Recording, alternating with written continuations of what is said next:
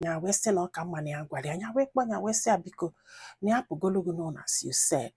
na ya ma nche ka ịtọpụrụ ya ife maka na ya ka ụmụaka na-abụ sị o wee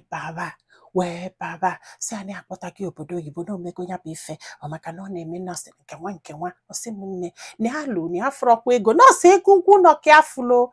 egwugwu nọkị afọ ya wee tinye ka gọọmenti nyebeli aka maka na ịma na itinye gọọmenti ga-azụ gị ha zụsịa gị ekwughachibe ụgwọ fa ji wee zụ gị gọọmenti wee zụbazi anya ya wee kontinu kwezie nọọsụ ya wite ụmụ na-abụ ọ chọfa fụrọ owepụ okwu kọt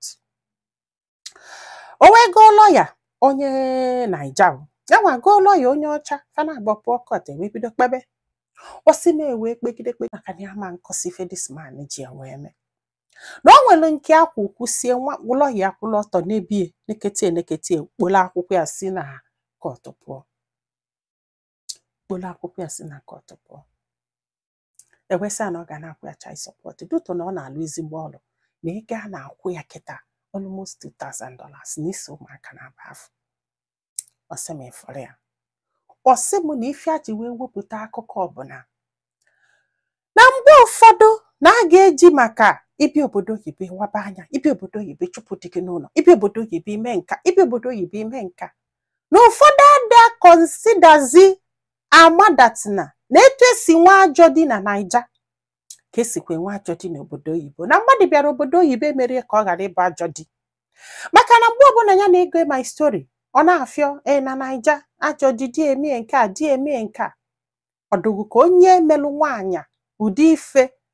emelie na one of my tell na ọbịa obodo oyibo na ọfụzia nwaanyị ọgbanwe mba n'ife chọkịa mee ka ndị mmadụ malụ bụ na enwekwala ajọ dị n'obodo oyibo na mgbe ụfọdụ nwaanyị achụpụ nwoke n'ụlọ ma nwoke chụpụ nwaanyị n'ụlọ na ọ bụrụ fọt nwaanyị ka ọ bụ kedu ife a mere nwoke a na ife a ji wee sị ka akọ ife ka ụfọdụ mụrụ ife ga-ejire maka ife ndị be anyị na-akọ ịbịa obodo oyibo chụpụ nwoke n'ụlọ ịbịa obodo oyibo nọzi alụka achọ digbuo gị na bikos na ụmụ nwaanyị na-achụpụ ụmụ nwoke n'ụlọ buru ibu atagizi ụmụ nwaanyị niile ajọ nwaanyị chefuzie na o nwere ụmụ nwoke bụ ajọ di chefuzie na o nwere ụmụ nwoke azụrụ ọfụma chefuzie na o nwere ụmụ nwoke amarọ ife bụ nwaanyị enwero respect for nwaanyị azụrụ turu abiu yes fadutekwe nwa mmadụ they continue nọ ya ka ji wee kọba akụkọ kana si ife a na-akọba etu nwaanyị si wee chụpụ nwoke etu nwaanyị si wee chụpụ nwoke akọnụrụ etu nwoke si wee chụpụ nwaanyị ọsị m ọkwana ya na kịta na ya agụsigo akwụkwọ bụla nọọsụ na-azụ ụmụ ya na-abụ na ife a na-achọ ịgwa anyị bụ na obodo esi wee nụta ya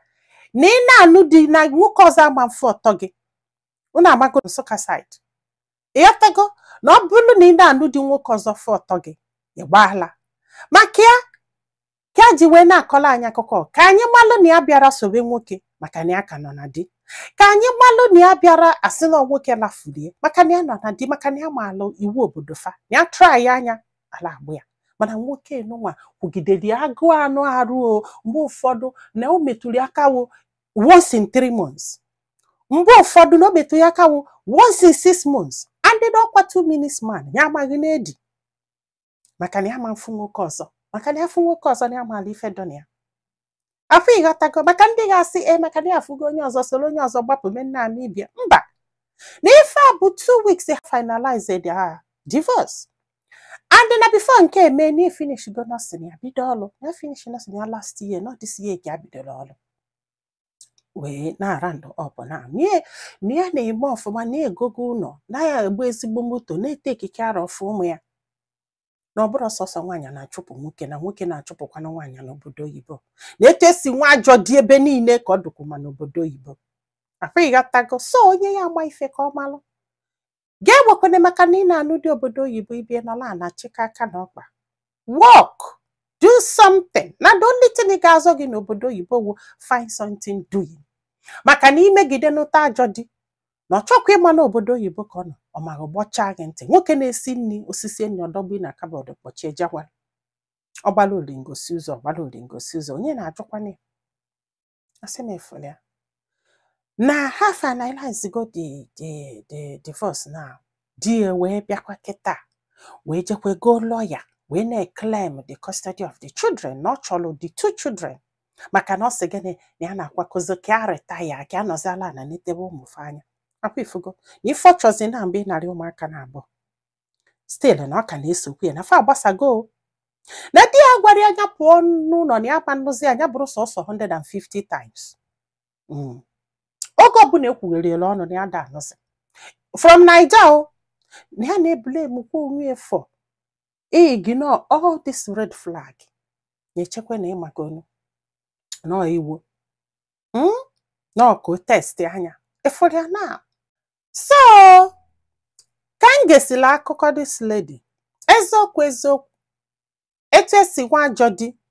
n'enu ka esi nwekwa ajọ di n'ala, etu esi nwa ajọ nwaanyị n'enu ka esi nwekwa ajọ nwaanyị n'ala. Yọtago maka na o nwere ụfọdụ ụmụ nwaanyị n'obodo Igbo fa na di ha bi, yes, ha amaghị na-edi ihe niile. It depends etu esi wee zụọ onye afọ. Yọtago ma ndị adịrọ happy mana fa nọcha na-edi,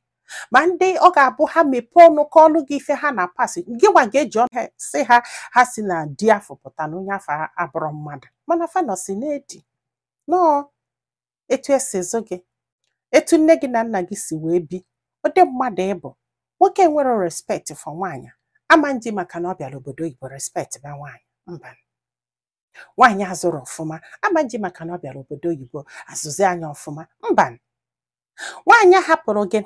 n'obodo Igbo nwekwara ike ọ bụrụ na Naija ka ị na-anị ọ ga-ahapụkwa gị. The only thing bụ na ị ga-afụ ndị ga-etinyebezi ọnụ gwa bi ya okwu o nwezi ike o chebe ezigbo echiche ịghọta na nwe ndị ga na-agwa ya sị ya na ọdụ otu n'obodo Igbo bụ na onwere onye ga-agwa gị na follow the rules ịghọta na. So ka unu malụ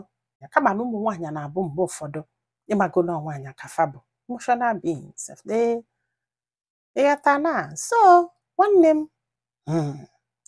anyị filo na comment section maka na ọ ga-enyelu ndị mmadụ aka nyekwalụ nwaanyị aka iji ma ife ọ ga-eme maka na kịta na di ya na-azọ the custody of the children. O wesị m na nke a ama mme